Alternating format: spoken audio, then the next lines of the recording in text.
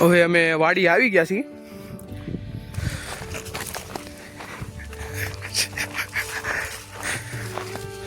એટલે પંછી કાકા નાના નાના ધાણા લે છે.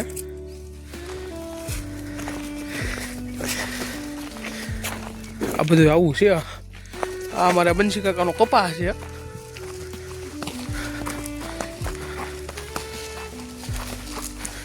આ કૂવો છે.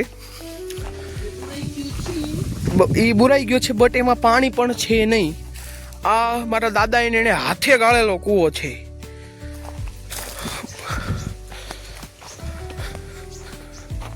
આમાં પેલા મોટો ચંદનઘો રહેતો હતો, જોકે તે હવે તો દેખાણો નથી અમને.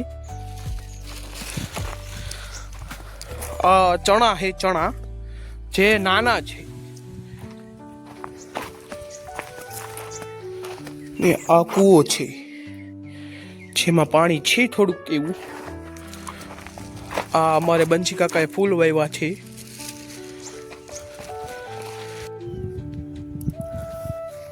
આ રીંગણા, મેથી એવું બધું ઉતારી લીધું છે. આ અમારે જો મેથી એમને ખાય છે બંસી કાકા, તમે જોઈ શકો છો. પાછળ ધાણા ઉપાડી લીધા. આ રીંગણી હાવ ખાલી કરી નાખી છે.